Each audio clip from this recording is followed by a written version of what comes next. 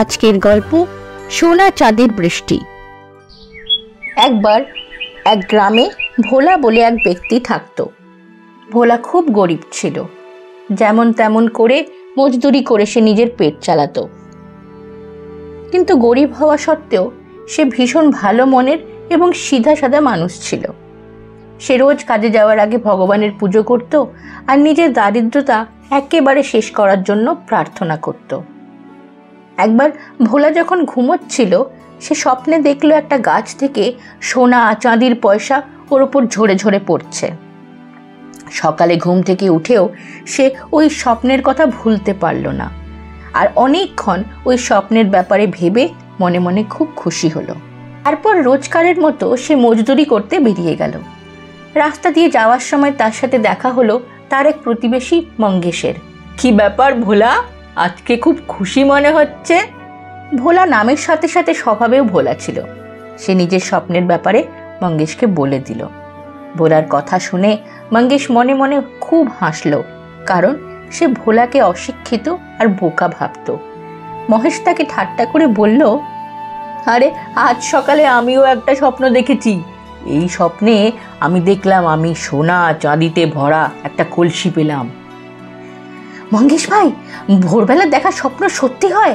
তোমার এই স্বপ্নটা সত্যি পূরণ হবে, দেখো। হ্যাঁ হ্যাঁ, তাহলে তো তোমার স্বপ্নটাও সত্যি হবে। শোনো, আমি এটাই বলতে আসছিলাম যে আমি কিছু কাজের জন্য শহরে যাব। আজ তুমি আমার জমিতে কাজ করে নাও, তার বদলে আমি তোমার মজুরি দিয়ে দেব। ঠিক আছে, আজকে আমি তোমার জমিতেই কাজ করে নেব। তারপর ভোলা মঙ্গেশের জমিতে কাজ করতে চলে গেল। কাজ করতে করতে হঠাৎ তার কোদাল কোনো একটা জিনিসে আটকায়, আর যেই মাটি সরিয়ে দেখলো সেখানে একটা কলসি ছিল।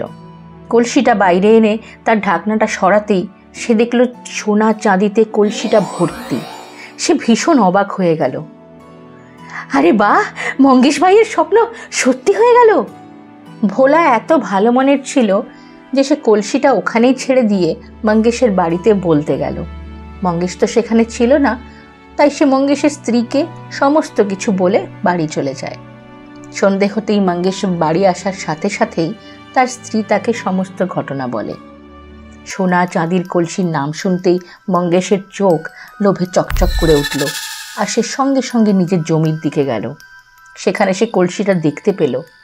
কলসিটা দেখে সে খুব খুশি হয়ে গেল, কিন্তু সে যেই কলসিটার কাছে গেল, কলসিটার ছুমন্তর হয়ে গেল, মানে অদৃশ্য হয়ে গেল। কলসির ভেতর থেকে অনেক পিঁপড়ে আর পোকামাকড় ভরে গেল। এটা দেখে মঙ্গেশ রেগে আগুন হয়ে উঠল। এটা নিশ্চয়ই এই ভোলার চাল। সকালের মজার বদলে আমায় এই পিঁপড়ের কামড় খাওয়াতে চায়। আজকে এর একদিন কি আমার একদিন, এবারে বুঝবে কার সাথে পাঙ্গা নিয়েছে। মঙ্গেশ কলসির ঢাকনাটা ঢেকে রেগে আগুন হয়ে সোজা ভোলার বাড়ি পৌঁছলো। সে দেখলো ভোলা তার উঠোনে খাটিয়া লাগিয়ে মজা করে ঘুমোচ্ছে। সে চুপ করে গাছে উঠে পড়ল আর ঢাকনাটা খুলে কলসিটা ঘুমন্ত ভোলার ওপর উপুর করে দিল। যেই ও কলসিটা উপুর করলো, পিঁপড়ের সাথে সাথে সোনা চাঁদির পয়সাও পড়তে লাগলো। আরে, এই পিঁপড়ের কলসিটা থেকে সোনা চাঁদি! আসলে তাড়াহুড়োতে ভোলা জমিতে কলসিটা না ঢেকেই চলে এসেছিল, তাই জংলি পিঁপড়ে আর পোকামাকড় কলসিটার ভেতরে জমা হয়ে গেছিল, আর তাই মঙ্গেশ সোনা চাঁদির পয়সাগুলো দেখতে পায়নি। অবাক হয়ে যাওয়া মঙ্গেশ কিছু বলার আগেই যে ডালে বসেছিল সেটা ভেঙে গেল, আর সে সোজা নিচে পড়ল, পড়েই অজ্ঞান হয়ে গেল। অন্যদিকে সোনা চাঁদির বর্ষা হওয়াতে ভোলার ঘুম ভেঙে গেল, আর সে খুশিতে নেচে উঠল। তারপর হাত জোর করে ভগবানকে ধন্যবাদ জানালো। সেদিনের পর থেকে ভোলার জীবন চিরদিনের জন্য বদলে গেল। আজকের গল্প ভুতুড়ে গুহা। রিটায়ারমেন্টের পর ধরমবীর কাকা সিদ্ধান্ত নিলেন যে এবার থেকে তিনি নিজের সারা জীবনের উপার্জন দিয়ে বাকি জীবনটা আনন্দ ফুর্তি করে কাটাবেন। একদিন ধরমবীর কাকা ভাবলেন, আরে সারা জীবন অনেক উপার্জন তো করলাম, এবারে কিছু মজা করা যাক। চল আজকে না হয় জঙ্গলে গিয়ে পার্টি করা যাক। জঙ্গলের মাঝখানে গিয়ে নদীর ধারে বসে ম্যাগি বানাবো আর পার্টি করব। আর হ্যাঁ বন্ধুরা, আপনারাও আজ আমার সাথেই থাকুন। আজকের গল্পে আমরা যাব জঙ্গলে পার্টি করতে।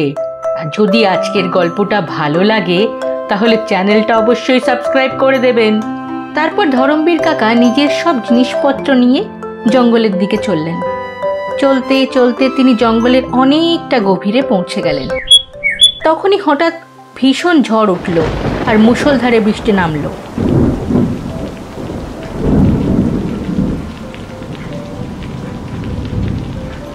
কাকা বুঝতেই পারেননি এমনটা হতে চলেছে। এবারে বৃষ্টি থেকে বাঁচতে তিনি এদিক ওদিক দেখতে লাগলেন। তখন কাকার নজর পড়ল গিয়ে একটা গুহার দিকে। আর ধরমবীর কাকা বৃষ্টিতে ভেজার থেকে বাঁচতে সেই গুহার ভেতরে ঢুকে পড়লেন। ভেতরে ঢুকে কাকার নজরে পড়ল সেখানে রাখা একটা বোতলের ওপর। বোতলটা দেখে কাকা ভীষণ খুশি হয়ে গেলেন আর ভাবতে লাগলেন, দেখেছো, যা হয় ভালোর জন্যই হয়। যদি বৃষ্টিটা না হতো তাহলে আমিও এই গুহার ভেতরে আসতাম না। নাই আমার চোখে এই বহু বছর পুরনো সোমরসের বোতলটা পড়তো। এবার তো আমি মজা করে এই গুহার ভেতর ম্যাগি বানাবো আর সোমরসের সাথে খাবো। একটু চেখে দেখি তো কেমন স্বাদ। এই সব ভেবে যেই কাকা ওই বোতলটার ঢাকনাটা খুললেন, তখনই গুহার ভেতর এক অদ্ভুত জোরালো আলো দেখা দিল। আর সেই আলোটা সরে যেতেই কাকা নিজের সামনে এক দৈত্যকে দেখলেন। দৈত্যটাকে দেখে কাকা ঘাবড়ে গিয়ে বললেন, আরে তুই কে, আর এখানেই বাইলি কি করে? হা হা হা হা, আমার নাম শাকাল। আমি 900 বছর পুরনো এক দৈত্য।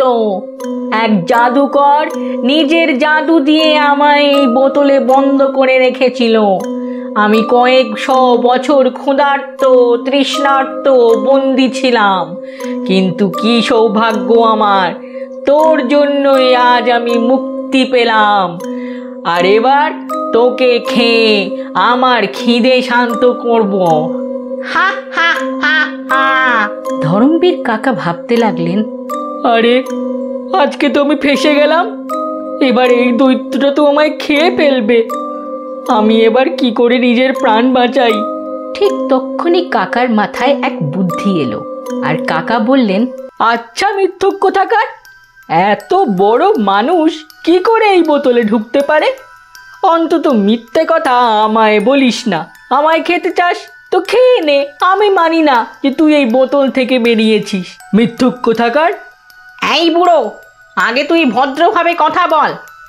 আমি 900 বছর পুরনো দৈত্য, আমায় তুই তুই করে কথা বলছিস? আরে তোরা মানুষেরা মিথ্যে কথা বলিস। আমরা উঁচু বংশের দৈত্য, বুঝলি, উঁচু বংশের। দ্বিতীয়বার আমায় মিথ্যুক বললেই তোকে আচ্ছা করে পেটাবো, বুঝলি? এই দেখ, এক্ষুনি আবার এই বোতলে ঢুকে দেখাচ্ছি তোকে।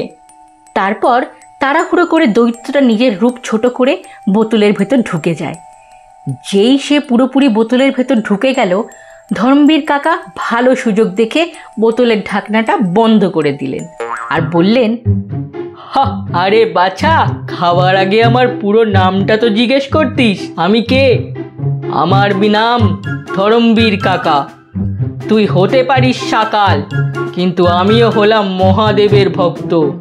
তারপর কাকা সেই বোতলটা সেখানেই রেখে নিজের বাড়ির দিকে চলতে শুরু করলেন। আর যেতে যেতে বললেন, আরে ভাই, তোমাদের জন্য এই ভিডিওটা বানাচ্ছিলাম। দেখো, এই দৈত্যটা আজকে আমাকেই খেয়ে ফেলতো। চলো এবার চটপট সাবস্ক্রাইব করে নাও, আর লাইক করতে তো একদমই ভুলবে না। আজকের এই গল্পটা ভালো লেগে থাকলে লাইক বাটনটা প্রেস করুন আর সাবস্ক্রাইব করতে একদম ভুলবেন না যেন। তাহলেই আরও অনেক অনেক মজার গল্প নিয়ে আমরা আবার হাজির হব আপনাদের কাছে।